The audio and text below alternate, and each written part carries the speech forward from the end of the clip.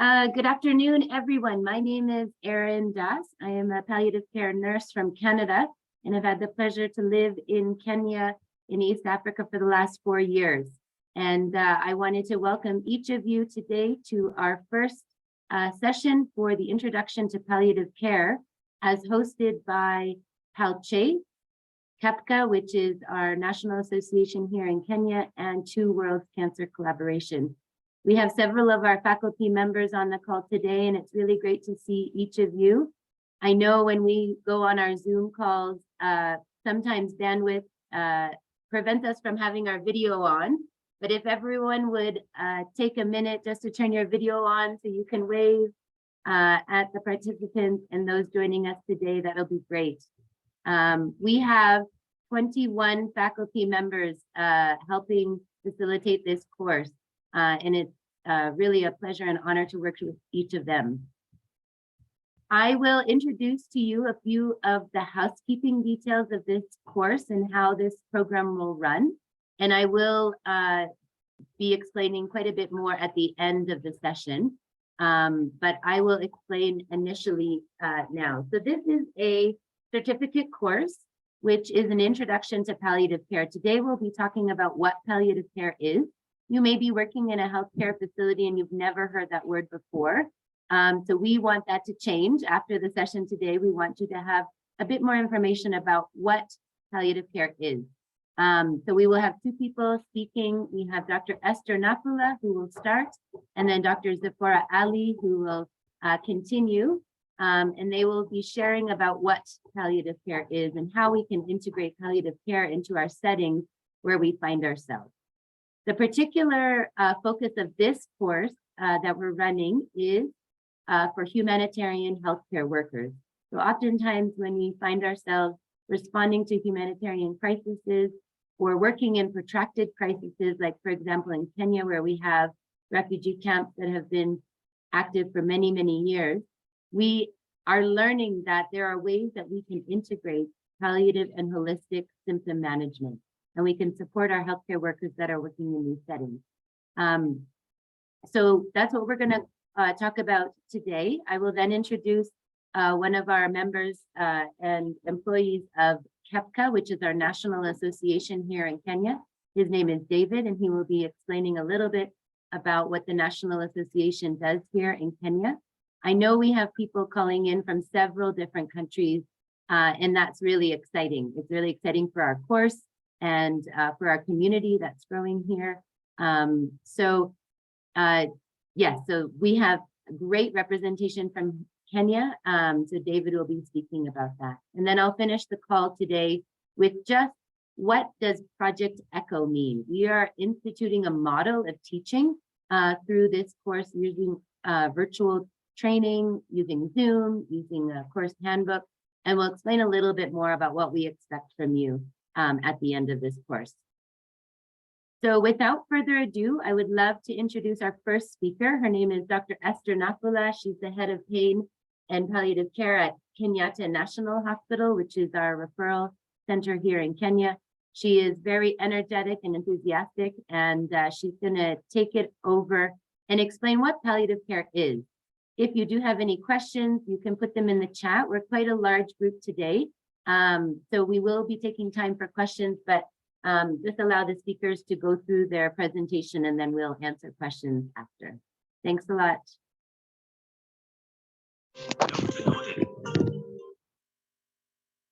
Good afternoon, everyone. I'll start sharing my screen now. So I'm going to take you through Introduction to Palliative Care.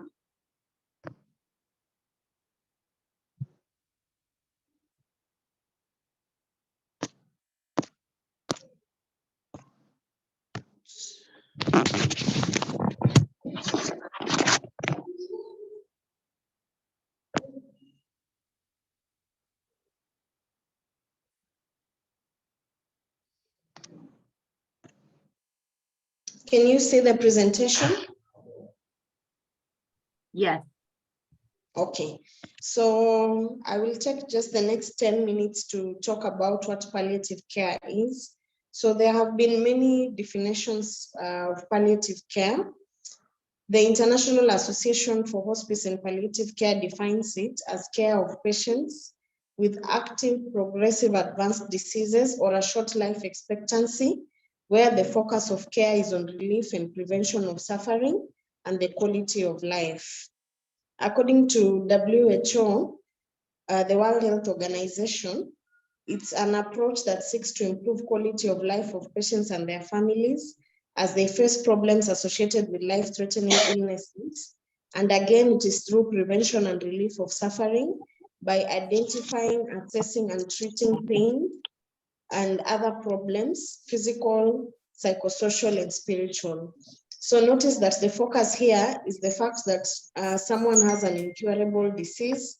Therefore, the focus is on improving the quality of life. It is not just for the patient, but the patient and the family.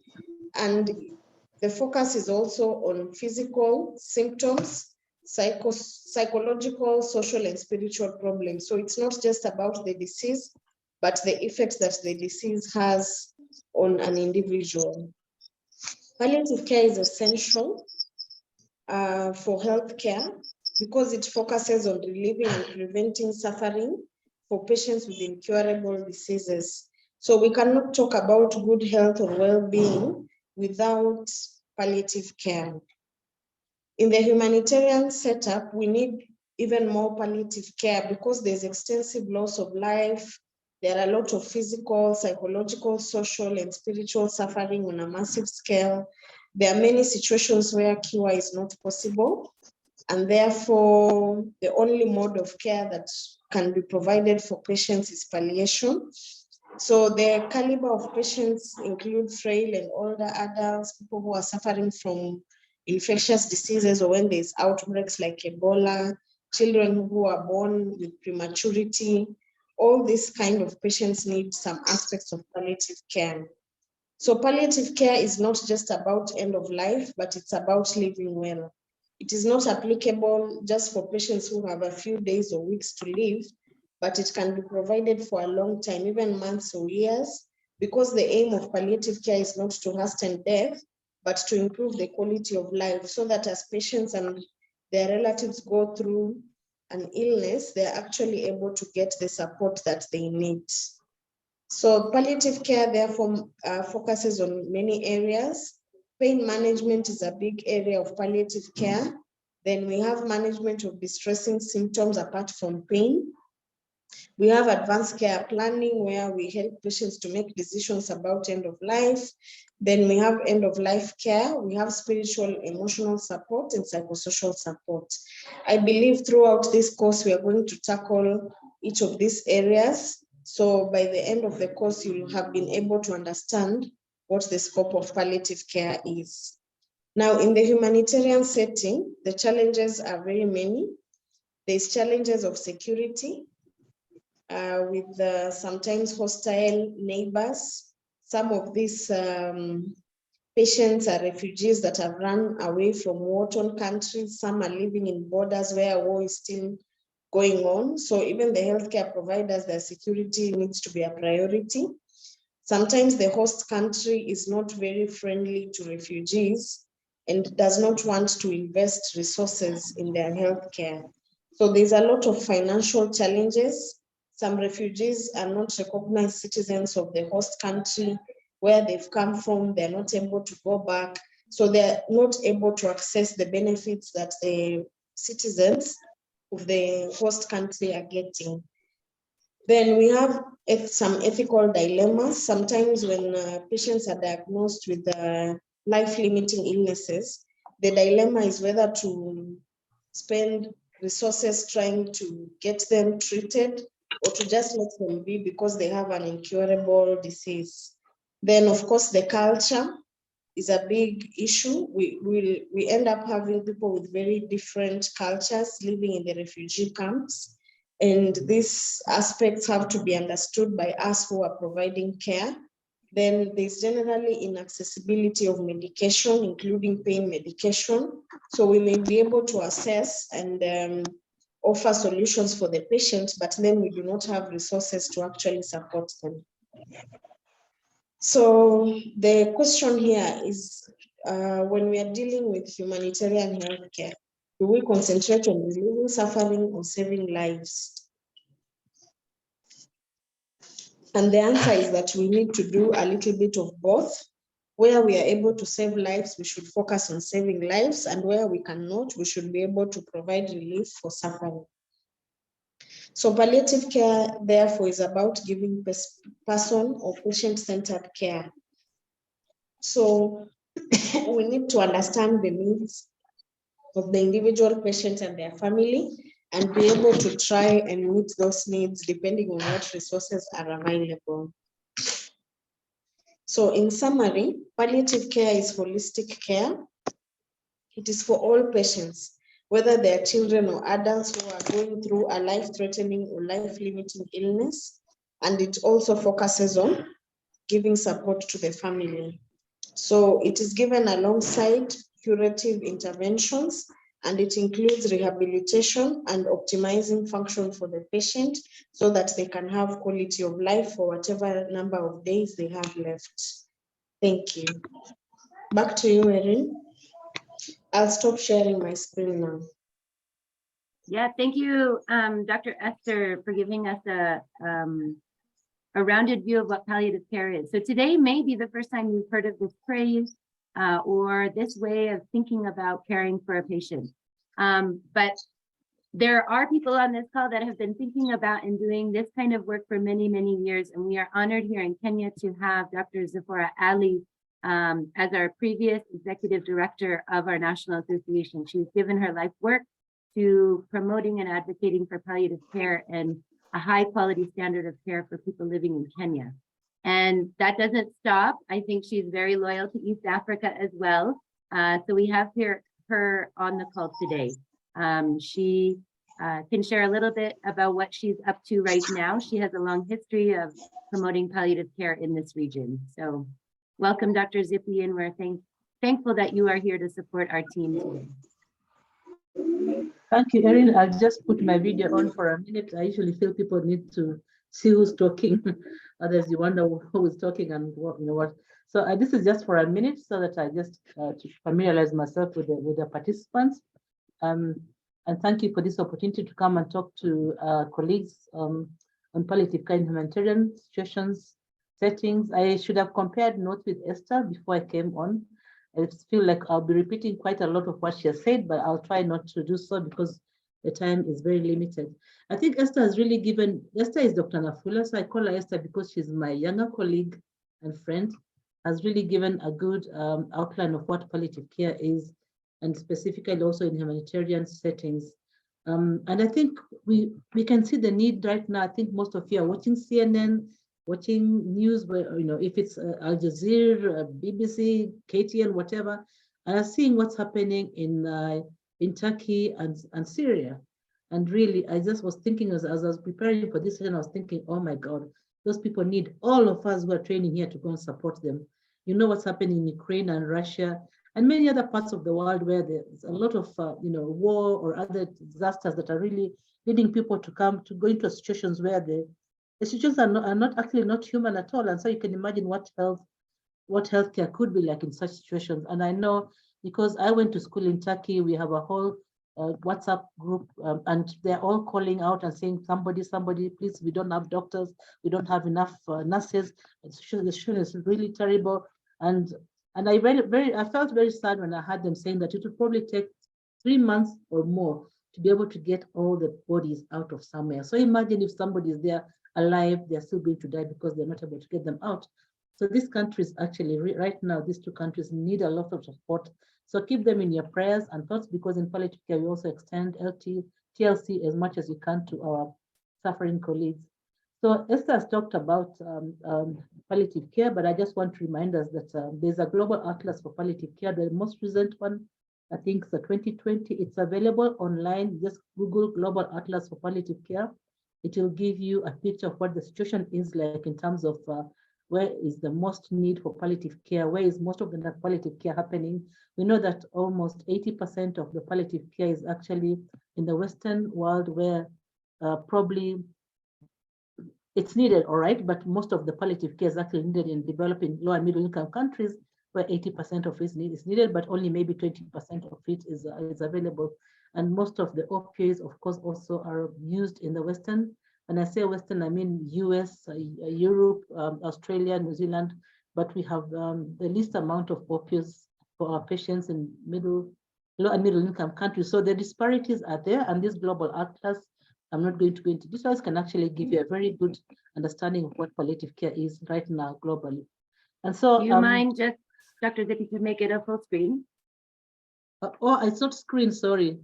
That's okay, no problem. Yeah, sorry, I apologize. That's okay, no So, worries. Thanks. Yeah. So, so if you look at in terms of humanitarian conditions, actually it says it is important that palliative care is available for people affected with humanitarian crisis, like I've just spoken now about Syria and Turkey. And you look at Ukraine and Russia, they are really in need of palliative care. And we actually have a WhatsApp that also focuses a lot on Ukraine, how we can support Ukraine. It is a holistic approach, whether it's in a refugee camp or in a poor place, in a slum area. The approach never changes because you're talking about human beings. Like Dr. Nafula said, it's about physical, psychological, social, spiritual. And I added financial here because if you look at that picture on the screen, that is a picture of Turkey, a building in Turkey that has gone down. These people will need resources to be able to come back to a normal life. So even the financial aspect of it is very important in humanitarian crisis. And the other thing is it should be provided timely and should be culturally appropriate. And this is very difficult because sometimes when you talk about a refugee camp, for example, we have a lot of challenges. They don't have the right medications, the right equipment to make a diagnosis. They don't have referral pathways. And also they have different people living in a refugee camp. So people coming from different cultures. So you have to really consider every person's culture is different. So it has also to be culturally appropriate. And of course, the unique needs of the population you're taking care of, the race, where they're coming from, the religion, the culture, all those things are very important. But the most important thing is the human approach to us care, because every person, this doesn't matter where they live, what race or religion or color, whatever they are, or the socioeconomic status, they are human beings and they should actually have access to quality palliative care. So we know that health is a right, a fundamental right for everybody. It has been recognized since many years ago, but we also need to remember that refugee rights is also very important. Health right among the refugees is something that's very important. Most times it's not that it's ignored, but because of the conditions under which they live, sometimes they don't have access to the best quality of care. So they do face challenges, but we know that it's a human right that they should be able to access all the rights that anybody else can access.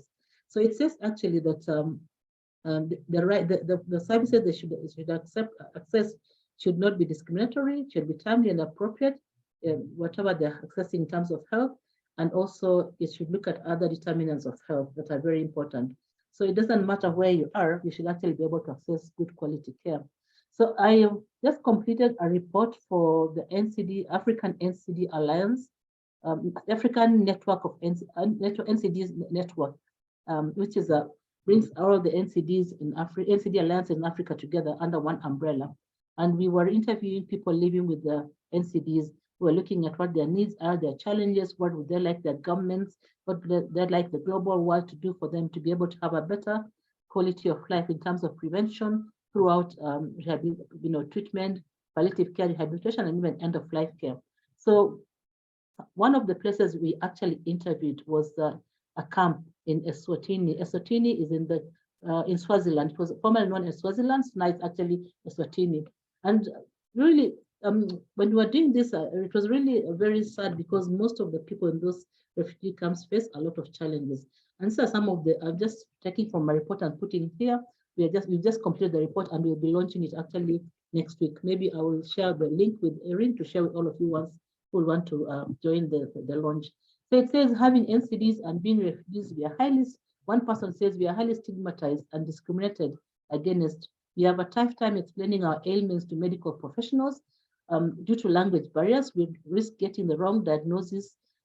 So this is somebody who's talking about what's going on when they're living in a refugee camp. This refugee camp has got people from Ethiopia, from Somalia, from Swaziland, from other parts of Southern Africa, from Uganda, from Rwanda, from Burundi. So it has a mixture of many people who, of course, don't speak the same language, and the healthcare providers don't speak their languages. So they're not even able to tell the healthcare provider what their needs are. And so their needs are not really met because nobody understands what their needs are. Another one says one of our major outcries that we are not able to access special services required for NCDs, leading to a lot of anxiety, poor self-esteem, depression, and many of us have developed hypertension. Again, because of what they're going through as refugees, they have left their comfortable homes. Once upon a time, I'm sure their homes were comfortable. They've gone through a lot of traveling to get where they are. And when they get there, they develop NCDs because of the stress they're going through. Another one says, as refugees, we are requesting that we should have translators in hospitals nearby the refugee camp, since most of us do not speak local languages or English. So you can see the challenges they face that eventually, affect their health. And of course, these diseases, the NCDs, the non-communicable diseases, chronic diseases will, of course, end up becoming maybe advanced, and they will need quality and all those things. So it's very important for us to promote and address refugee health and social well-being. And this is actually the responsibility of whichever country is hosting refugees. They should actually be able to give them their best care. They're given money by the UNHCR or whoever gives them money. But of course, this money is never important. For example, if somebody has a malignancy, a cancer, usually there will be a diagnosis, and after that, they usually not follow up because they can't treat them because they don't have an ID, they don't have national insurance fund, they're not citizens. So they actually die when probably they could have been treated and cured from their illness. So these are some of the challenges that these refugees face. And again, I just want to emphasize that every healthcare provider should be able to give services, palliative care services. And that's why it's important that even if you're working in a humanitarian crisis or wherever you're working, that you should be able to understand the basics of palliative care. And that's hopefully what we are going to be doing during this training. If you have not had any palliative care training, we hope that we can equip you with the basics of palliative care so that you can actually support your patient wherever they are. As you look at maybe where do I transfer them, where do I refer them to maybe care that they might that's more extensive that they might need. So again, Dr. Nafula talked about some of the challenges we are having, and one of them is about the ethos of humanitarian actions. Also the issue of optimizing resources in human settings. We know that you go to those, I've been to the Dab and Kakuma refugee camps, they don't have enough healthcare workers, the population is quite high. Healthcare workers come and go because they can't stay there for long. So they're always having shortages in humanitarian settings, apart from having shortages to even equipment and medicines they might need. So again, the issue of appealing to donors to support is very important.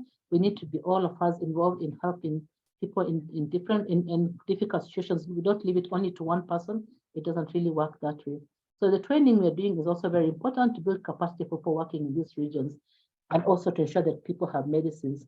So I won't go into this, but Dr. Nafula said really clearly spoke about this, that we have two things we are looking at here: saving life.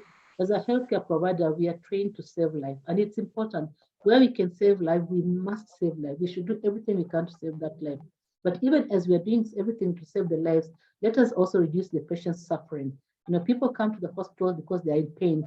As you're trying to look at what's causing the pain and treating it, treat that pain. They come to the hospital because they're vomiting or there's something is happening. They're not able to treat. As you treat those symptoms, as you try to treat the illness, treat the symptoms as well. So we need to elevate the suffering and also make sure that people are living in dignity as long as they're alive, and even if they're dying, they die with dignity. So these are some of the things that we need to remember. As much as we are saving life, let us also reduce the suffering and pain that people go through where they are. So of course, this means we have to really train more healthcare workers. We have to ensure that we have access to the drugs that are needed to save life and also to prolong life, but also at the same time to reduce pain, the suffering and pain that most people go through. So again, Dr. Nafula talked about this. So because I think my time is almost over, I won't go into this, but I think we need to remember that what I just really want to say is that we need to remember that we are dealing with human beings, no matter wherever they are. We must consider them as our, as important as you and I are, as everybody else that we know, and give them the best care that we can wherever they are. And this is not just talking about healthcare, but care in many ways, helping them, at least feel like human, feel like they belong. So this is really a challenge for us as healthcare providers, but it's a big challenge also for our governments, and a challenge for the populations that the refugees and other people facing difficult situations might find themselves in. So just a little bit about palliative care in Kenya. I won't go into this history, but we've had palliative care in Africa, sorry, not in Kenya, but Africa, since 1970 when it started in Zimbabwe. And over time, many countries in Africa have actually now set up hospices or palliative care units within the healthcare system. In Kenya, we have hospices, but also we are focused on the integration of palliative care into the healthcare system, so that even when you don't have a hospice, somebody can go to a hospital and be seen by a palliative care team. So what is important here is really the integration of palliative care into our services, and also ensuring that we integrate our palliative care services into the humanitarian situations. I think some of these things have been talked about by Dr. Nafula, who's going to do it repetition. But I think one of the things that I find is very important that sometimes we don't work on is the motivation and incentives and motivation for healthcare workers working in those difficult situations. We need to be able to promote their welfare, their well-being, so that they can work, they can give the best they can for their patients. Working in a hot area, for example, working where there's no water, working where there's no road, no access to anything. Again, we need to think of our colleagues, not just the people we are giving services, but we also need to think, how can we support our colleagues to be able to provide care? So if you want to learn more about these kind of things, there are many webinars that take place, and Erin always shares about them. So please look out for any webinars and CMEs that are going on and join, so that you can learn more about palliative care, especially palliative care in humanitarian conditions or situations that will help you. And there are many resources also on the WHO website that you can also look for. That's free. You can get this and read more about palliative care for children and for adults in difficult situations, but even in normal circumstances, there are many other resources as well. So maybe I'll just conclude with this sentence, say that palliative care should be integrated into the overall humanitarian response.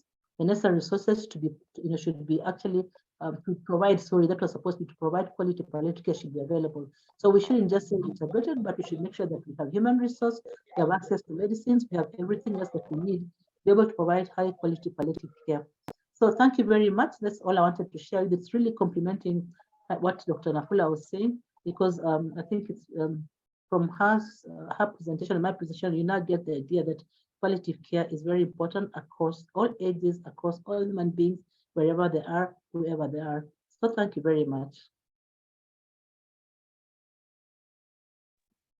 Thank you so much, Dr. Zippy. And I think, yeah, just as we set the tone of this course over the next several of weeks, I think it's okay for our participants to hear repeated content. It's really, really an important thing that we want to get across. And I think hearing it from your perspective, as well as Dr. Nafula's perspective, really goes a long way. So thanks for sharing today, and even for the updated information, just even from the natural disaster earthquake that just happened. We'll take a few minutes now to answer any questions that people in the group may have regarding palliative care and humanitarian settings. We know that there are many of you that are working right now in humanitarian settings. You may work for an NGO, you may work for the government, you might be interested in palliative care in this field. So just a few minutes, maybe we can have a discussion for about 10 minutes. If there's any particular questions you have for Dr. Zippy or Dr. Esther in terms of what they shared. There was one slide that Dr. Zippy put on there of things that she felt were challenges. I think many of us could agree with all of them, but we may be missing something. We may not have identified something that's a challenge in your setting. So if you are comfortable, you're welcome to raise your hand and I can call on you, or you can put in a chat a response to that question. What are some of the challenges that you face as we go forward? It looks like someone has unmuted. Would you like to share?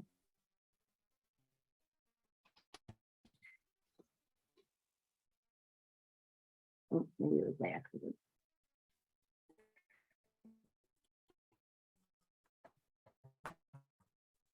Do you have a comment or a question for our speakers? I have you only written as Techno Spark 2. I don't know your name, Pole. Sorry.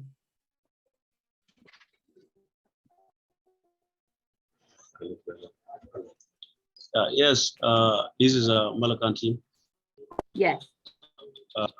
Yes, I am CEO Bull Daniel from Malakan, South Sudan. Yes. This is just some this is something little to add. It's all about palliative care as we are on.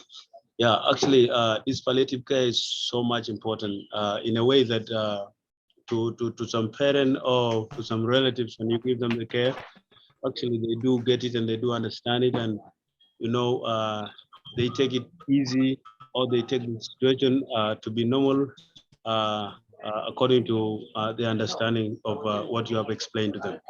But to some parent here or to some caretakers here, they tend to be rigid to the information that is given. I think that's the reason as to why this palliative care studies is much more important.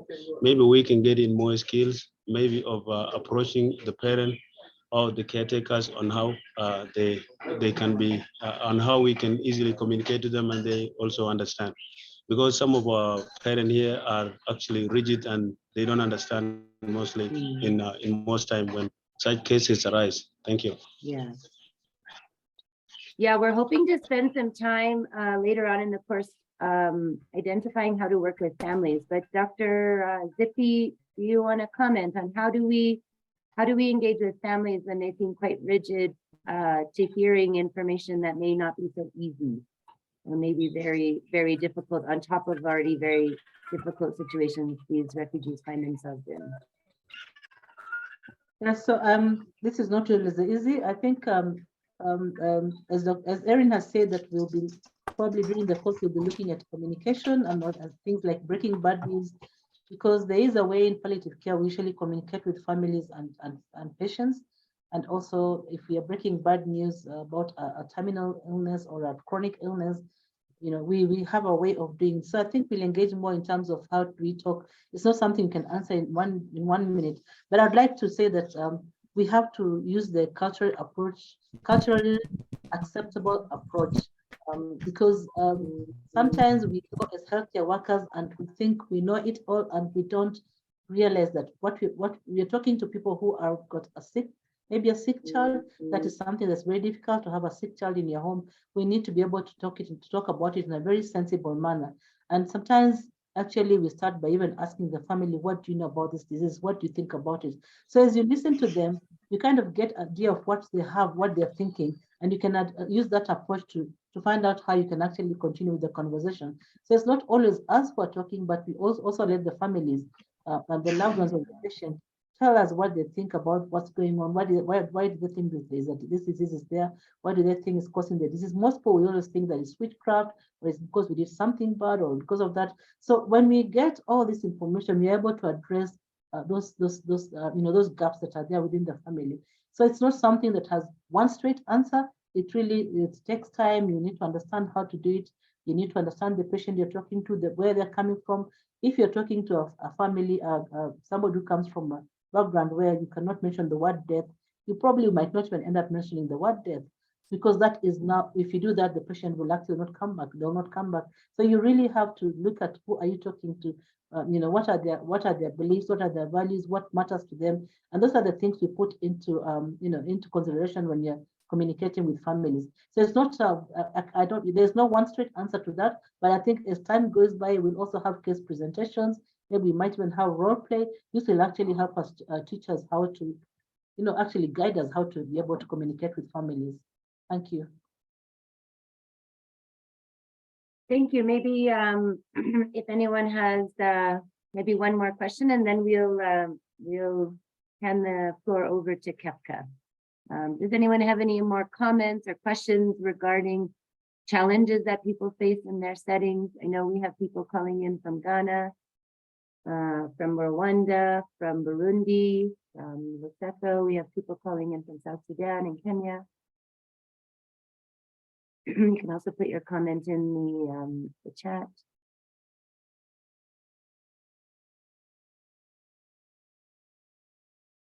Yeah, Esther, one of our faculty members, just commented, I've heard that some people believe that if the doctor says they are dying, then they will die, and sometimes even the next day. Yes, it is very interesting, the power of words. Sometimes I have such control over our emotions. And I think that is one of the skills that we try to to teach in palliative care to find empathetic and culturally appropriate ways to speak to our patients. And I think it isn't easy, especially when you are providing care to someone that is not from your culture. So you have to learn and be sensitive. And sometimes there's not a lot of time for that, or it's very confusing. But yeah, this is really, really important because we don't want people to have that misconception about the kind of care that we are trying to provide them. I think maybe also just to add, Erin, our focus is also on quality of life. So even if somebody is dying, we need to be able to reassure that person and the family that we focus a lot on making it, on ensuring they don't have pain. We address their needs so that we are focusing on what you call a good death. And I think you learn about death and dying later on. I know death is never good, but we talk about good death because for me, a good death is maybe when I don't have pain, when I've faced all my fears. I might not face all of them, but when I've had a chat with my families, I've met up with the people I've had problems with, I've seen the people I want to see that I love. I'm in a clean place with my family, and maybe I'm dying at home. So people's perception of what a good death is very important. So focus should really be on quality of life. But also the other thing is, also, we also always try to foster hope. So even if you know a patient is dying within the next 2 hours, days, you don't just go and say, oh, he's dying, not in our African culture, it doesn't work that way. We try to say, we'll be here for you, sit next to a patient if you can, hold their hand, talk to the family, have family meetings. So there are really ways you can support the family for them to even think that that was a good death, even though they have lost their loved one. But when we go and we are so mechanical, so medical, with our lab coats and everything, it traumatizes the families and the patients. So we need to really look at how can we be human beings when you're dealing with other human beings. How can we be human? Yeah, I think it's really interesting, and sometimes I think it can feel a little bit intimidating as we think about these types of conversations and this care that we are trying to give to our patients. But hopefully over the next several weeks, we will find ways to support you in the work that you are doing at the front lines, and yes, and definitely instilling hope. I think one of the taglines or the phrases that I really appreciate about this field of nursing and medicine is that there isn't, many times you hear patients and families say that they were told there's nothing more that could be done for their loved one. And I think that's a phrase that we pride ourselves on, that we will never say. And I think that definitely goes along with what Dr. Zipporah and Dr. Esther have shared already today, that there are so many things we can offer within palliative care related to symptom management and pain management and improving people's quality of life. So yes, with that, David, I would like to welcome you and Maculin. I know Maculin and Esther, if you guys would mind putting your cameras on to say hello to the group.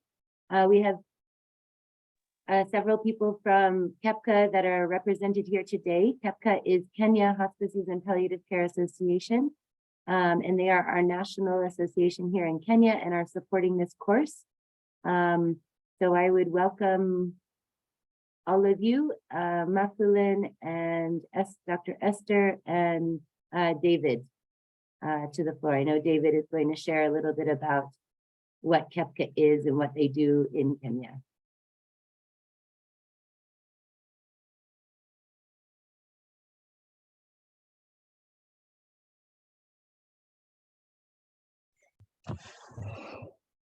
Hi, Erin. Hi, everyone. Good afternoon, good morning, depending on where you are at. I will allow Maculin to go first, then I'll come in after the introductions to give us a short preamble of what KEPCA is. Thank you.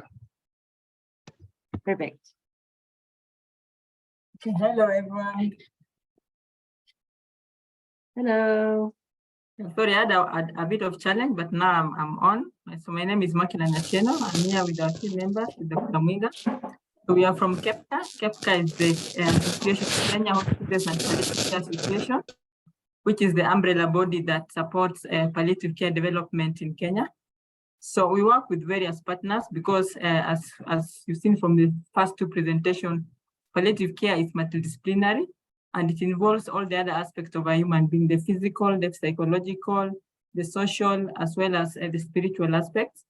So we work with palliative care providers in the country, the palliative care units, the hospices, and other private entities that provide palliative care, as well as other stakeholders and allies that work with constituents of people who need palliative care. So we are really, really happy to be part of this session, because we know that the humanitarian settings have a lot of needs that need palliative care. It's holistic and is actually very, very unique. And Kenya being one of the countries which host many refugees taken to Uganda, we are really interested in integrating and supporting palliative care and improving the quality of life of patients, as well as the caregivers in the refugee settings. So KEPCA has been in the country for about 17 years, and we've had a lot of developments. We have a palliative care policy in place that supports palliative care development. So the policy covers most areas of palliative care, including the ethical issues, which I know are a big aspect in the humanitarian settings. So we are doing that implementation for the next 10 years. And we also support training and work with partners that support training. As you've seen, we are part of this PallCHASE program for palliative care for this training, as well as supporting evidence and other policy work. So on behalf of KEPCA, I would like to welcome you to this session. And I know that we'll continue interacting much more and knowing each other, as well as work together, as much as you are not from Kenya, but I'm sure within the region, we may have the same problems and the same challenges within the setting. So, karibu sana. Hi everyone. My name is Dr. Esther and I work with Maculine and David at KEPCA, and welcome all to the course. Thank you, Erin. Thank you all. Thanks. Now we can hear from David just to explain a little bit more about what KEPCA is, and then we'll finish the call today with just an overview of the course. Okay, again, thank you, Erin, for organizing this and everyone that is doing that.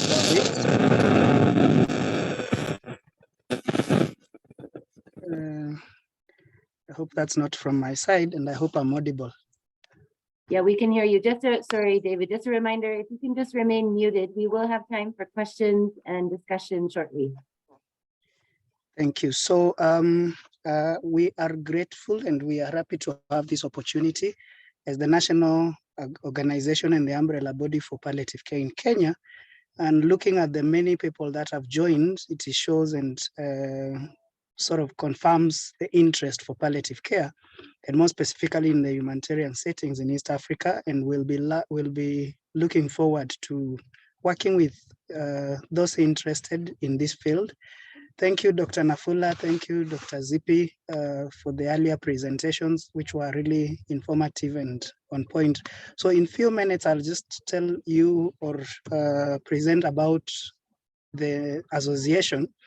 We are a non-profit organization. We were registered as an organization in 2005, but began our work in 2007. And like Maculine said earlier, we've been around doing palliative care work in the country for close to 16 or so years. Looking at the bigger, the acronym KEPCA is an acronym for Kenya Hospices and Palliative Care Association. And those are our colors. I picked this just to interest all of you to check us on our website. And when you go to KEPCA, www.kehpca.org, you'll find a lot of information around or about KEPCA. We are currently having a membership of about 100. Those are members who are in the different regions in the country. And you'll see that list on that website.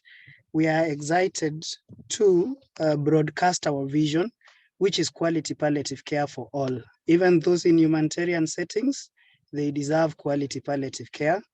And this care should be made available, accessible, and affordable. It should be of quality and should reach out to individuals and families. And that is supported by our mission, which says we do all this by creating networks of informed and empowered institutions. Like Dr. Nafula and Dr. Zippy have outlined earlier, when you look at this busy presentation or photo, it basically communicates what palliative care is all about. It's about care. I don't know what you see when, I mean, the first word you see when you look at it. Probably it's about addressing pain issues. Probably it's about research. And it's quite so much in one. I'm sure for someone, it looks a busy photo, but to somebody else, it makes a lot of sense. And so palliative care should be able, I mean, comes in to provide some kind of support and care to a person in need. And this person is in need would be a person faced by a life-threatening illness. A few photos just to showcase some of the things that we do with our members. Palliative care should be provided in any setting, be it on the roadside, like you can see on this photo. A patient is cared for or is supported in their home and not necessarily confined to a bed, but in their environment that is friendly, that is free. Palliative care can be provided, in a facility like Nakuru Hospice. And as we continue to advance and advocate for integration of palliative care in all healthcare settings, we are not limited. Even in humanitarian settings, we have the push or the goal that yes, this care can still be provided in those situations, despite the many challenges that exist. So challenges should not make us stop or not provide this kind of care, because the people that require this kind of care are in every setting, be it in the rich suburbs or be it in the humanitarian settings. And so I pose a question or a challenge to all of us in terms of what can we do to ensure that palliative care is available wherever we are. I post this photo. It was taken in Meru, and this is the Meru Hospice team who could not go to, the family of this old man, but the old man could walk some few meters from his home because it wasn't accessible to the nearest sort of road. And the team was able to, administer care. And after care, they were able to pose for a photo. Looking at the facial expression of the patient, he was in much pain at some point, but right now you can see a bit of smile. So we can provide this care if we so willingly want to do it. What's our role? We do advocacy for palliative care in different levels. We provide technical support, and we are available to provide that support in terms of setting up of palliative care centers and services. We're involved in capacity building, and that is why we're excited to support this kind of courses, short sessions in terms of training, and as well as comprehensive courses in palliative care. We involved in review and formulation of policies and laws, and more specifically, implementation of the National Palliative Care Policy that was launched 2 years ago. We are excited that it provides a framework for palliative care provision in Kenya. And then we also involved in research in palliative care. Looking at this, these are some of the achievements that we've had based on the advocacy that we've had over the time. So we have the policy in place. This is the document. And the good news is you can download all these resources from our website. So we have the policy that gives a framework for palliative care. We have palliative care in the National Cancer Control Strategy. We have palliative care well captured in the Patients' Rights Charter. And again, we are excited because we have this training curricula for healthcare workers. And the good news is we started this training like an online form of this training. So at the comfort of your home or of your region, even in a humanitarian setting, provided you can access internet, you can study the introductory course to palliative care. I come to close at that and make an announcement that come 15th to the 17th of November this year, we'll have our 6th National Palliative Care Conference. we will be announcing other details in terms of tracks and papers and venues in the near future. And I'm hoping that one or two or several of us who are in this session or will be attending these sensitization workshops will present a paper and say how they learned palliative care and how they're implementing palliative care in humanitarian settings. Ladies and gentlemen, I beg to retire. Thank you very much. I'll be glad to take comments or any questions that you have. Over to you, Erin. Thanks. Thank you, David. I think it is really great to be able to set the stage for how national associations can really support the work and really promote and further palliative care in your setting. So depending on where you are calling in from today, I would really challenge you at the end of this call to check and see if your regional area, your country has an association for palliative care. That's where we find a lot of camaraderie with our colleagues and obviously a lot of resources, as David just shared. So thank you so much. I think we have set the tone for the course of what palliative care is, how you can begin to think about integrating palliative care into your setting. I just want to explain a little bit more about the course. So if everyone can take a quick look at the chat, I am going to put a link there, and this is how we are going to actually track our attendance. So each week, close to the end of the call, I will put in a link, and it's a link to a Google form. We will be using this Google form to track attendance, especially for those that are hoping to get a certificate at the end of the program. So if you can click on the link, maybe someone can click on it for me and let me know. If you are a group of people, you will need to submit the names and the emails of each person that's in your call. So I see the group from South Sudan. If you can use that link, we'll keep the link active for the rest of the call and a few minutes after the call is finished so people can sign in. So that is how we will be tracking attendance from now on. Does anyone have any questions about that?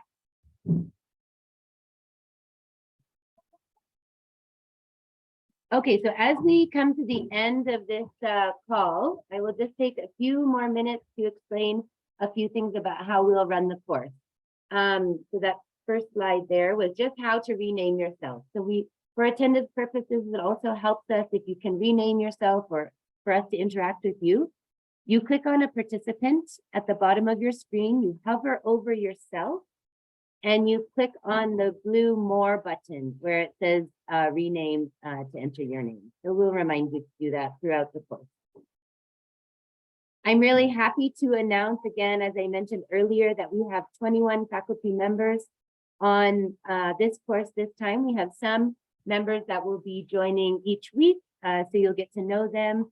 And then we will have some faculty members that will be calling in just occasionally. So if you are a faculty, I would love for you to unmute yourself and then just say a quick hello and tell us your name. I know there's quite a few of you on the call today. I know we've already heard from Madeline, Dr. Esther, Dr. Zippy, but I know a few others. Dr. Esther, we've heard from you. There's a few others on the call. Would you like to say hello? Hi, I'm Esther Beatty. I'm a Canadian palliative care nurse, and I've been involved in some palliative care work in Senegal, West Africa. Thanks, Esther.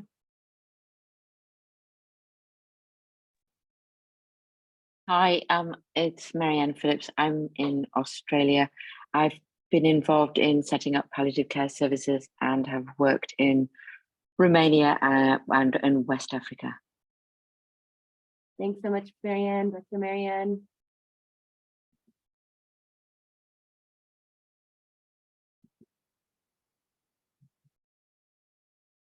We have a few new faculty members with us today. They were participants in our first batch, and they are huge champions for palliative care and humanitarian settings.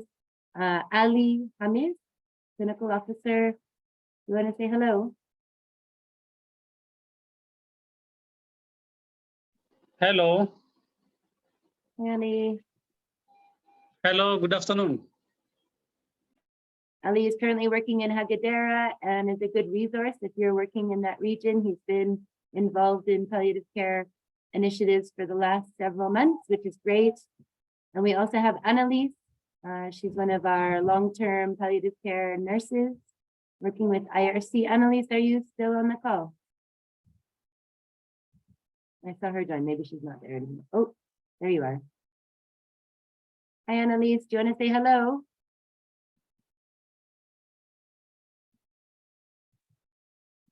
Maybe she can't hear us. Okay, well, it's great that we have quite a lot of faculty members, and in your course outline, you'll find the contact details of the faculty members. If you would like to reach out to them or get more information about what they do and where they work, you can follow up with them. So the way this course works is it's 11 sessions. 7 are mandatory sessions and 3 are CME, or continuing medical education. And they'll be open to a wider audience. Each week we'll have a video that we share ahead of time. These often tend to be training, particular training about the topics that we share. In each week, we will have a summary of the session, and then we're going to use the clinical case presentations. This is the way we do our teaching. And you would be able to receive a certificate of completion if you attend all of the sessions, or we know that sometimes it can be difficult to attend each one. We will have a short quiz that is offered for people that have listened to the recording afterwards. And I'll explain that a little bit more as we go through the course.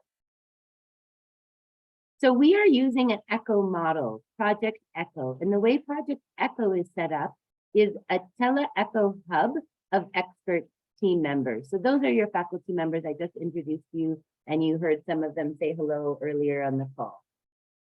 And then the way that we work is we create spokes, or we create communities in which we support for increased knowledge, increased skills in a particular area of health, which is what we are choosing to do, palliative care. So you as a participant are a spoke. So you would be in this photo or image, consider the red picture there. And we hope that as we continue to support you and we work together to talk about the challenges and increase your knowledge about how to implement palliative care in your setting, that you will then be able to impart that knowledge and those skills to your colleagues, your patients, and possibly community health workers in your region. So the way that this has happened in the past, we've had a collaboration with an organization in Canada called Two Worlds Cancer Collaboration. The connection also is with KEPCA, who has been represented well today, as well as PallCHASE.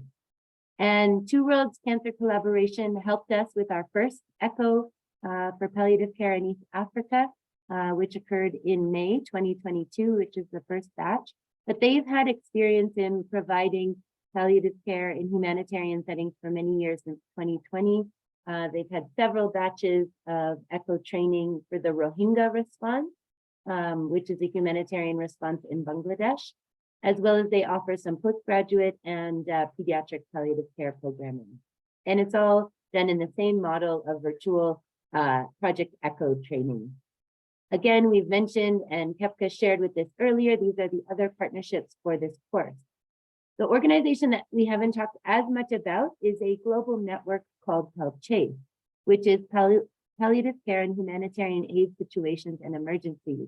And we are a network of professionals focused on advocating for palliative care and end-of-life needs of people that are affected by humanitarian disasters or mass casualty incidents. And it is a growing network. We are about 350 members in our network from all over the world that are trying to work together to promote this kind of work in these very difficult settings. We have working groups focused on education, advocacy, research, as well as communication. So if you're interested in learning more information about them, you can reach out to me or check out their website, which is PallCHASE.org. So ECHO is a little bit different than a traditional telemedicine model. In ECHO, we are an ECHO hub or a clinic where we support you as a community-based primary care team or learners, and you reach the patient directly with the increased knowledge and skills that you've learned from the sessions. A traditional telemedicine model is where a specialist would take over or manage care from a patient remotely. So that's not the model that we are trying to promote here. We are trying to help empower you and create a community where we can work together and care for these patients and families that you're seeing in your settings that may require palliative care. So the model of ECHO is all teach, all learn. We're trying here to create a community of practice that is very supportive, where lessons can be shared, questions are encouraged, and discussion around cases is really important. And that's what we really value in this type of teaching model. So each week, this is what you can expect from the course. We'll have about 5 minutes of welcome where the facilitator will welcome people and ask them to introduce themselves if there's enough time, or just introduce yourself in the chat. There will be a summary teaching on the topic, which we will have told you ahead of time, and it's also included in your course handbook. And then we will allow about 20 minutes of time for discussion. So this is when we want to know your perspective on the topic. If you have the chance to go through the course outline, you'll see what topics we're covering each week. And you can even put questions down earlier. And this is a time when you can have active engagement with the lecturer or the teacher, faculty member for that day.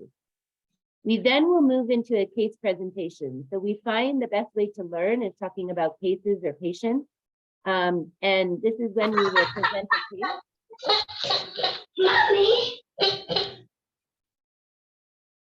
And we will have a time of discussion about the case. Oftentimes the cases are related to the topic that we're teaching.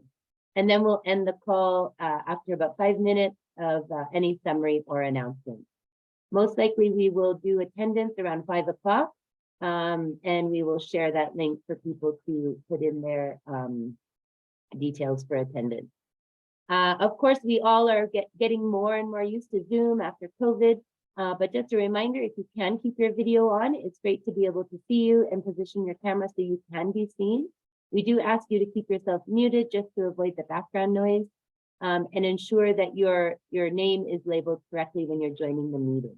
You can write any questions or comments you have in the chat, and the facilitator can call on you to speak if you raise your hand or if you have any further questions about that.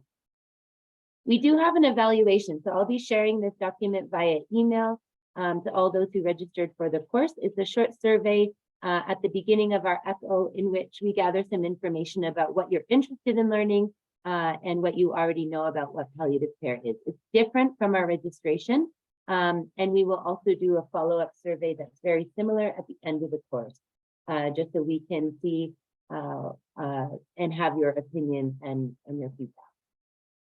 I shared this in the email, but we have a Google Drive, which is a shared Google folder where our weekly presentations will be uploaded. So the presentations from Dr. Esther, Dr.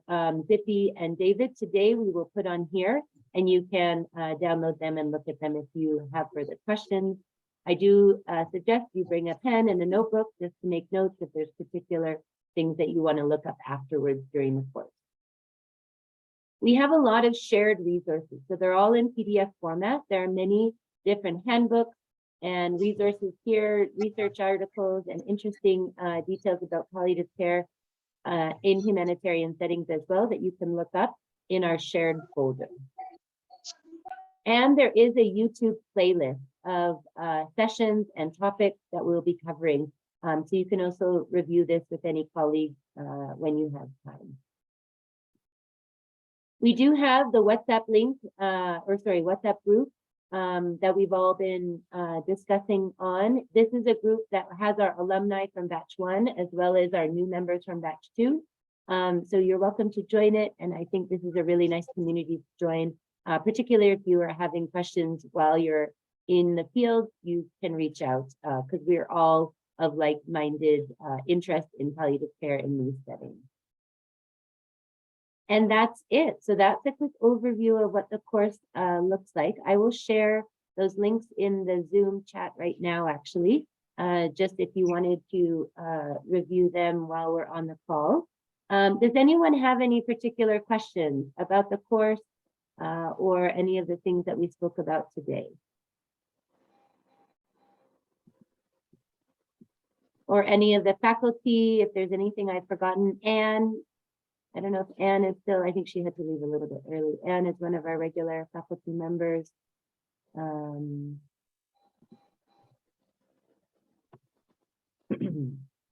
Hello. Yes, hey Ali. Hello, Erin. Good afternoon, and my other colleagues. How are you doing? You okay? Hello, Yeah, Erin. we've had a great turnout today. We have nearly fine. 50. Yeah.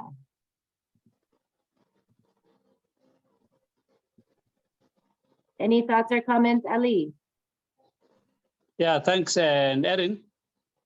Yes, We go know ahead. palliative care is a large interventions that palliative care is a good care for patients and their families. Palliative care is also holistic care. You know, palliative is comes from a Greek word called Polonium.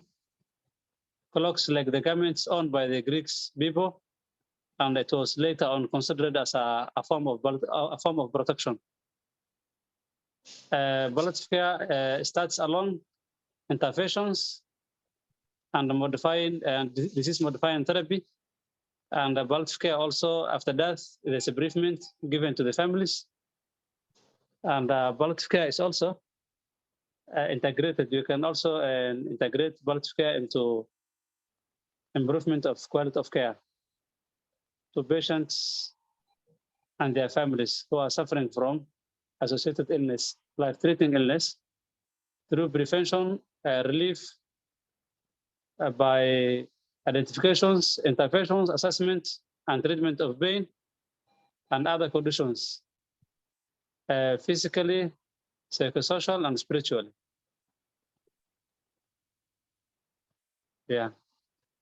Thank you, Ali.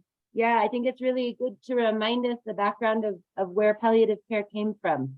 Ali was just sharing that the word palliate comes from the Greek to clothe.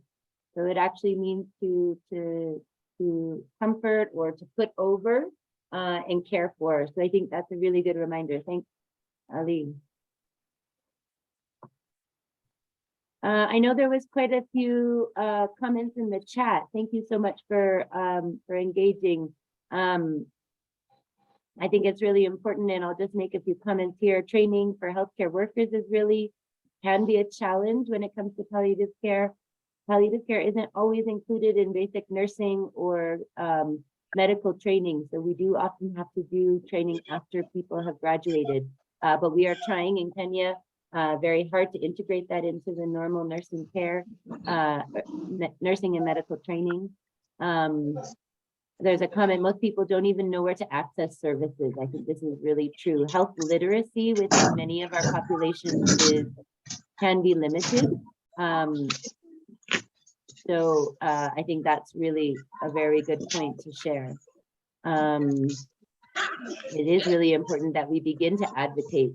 Advertising that palliative care is also necessary because not everyone knows where to find it and what to expect from it. You're right.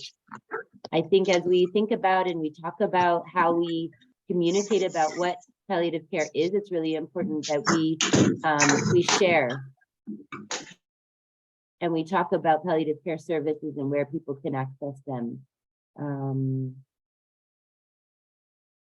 Palliative care providers means sharing your heart for vulnerable or mainstream and sensitizing communities about indispensable palliative care. I think that's also very true.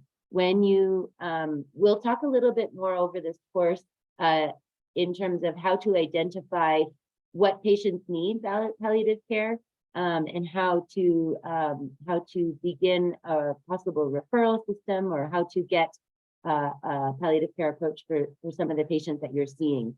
And I think that as we go forward, these are definitely things that we will be covering. each week we will be meeting. So next week we'll begin to end our call now. So next week, Tuesday, February the 14th, we will be having our class at 4 o'clock. And I will be sharing the topic for next week. So please do make sure you fill out the attendance form for today. I've just shared it in the Zoom chat again. And that just helps us as we prepare at the end of the course for the certificate, just to know who was on the call.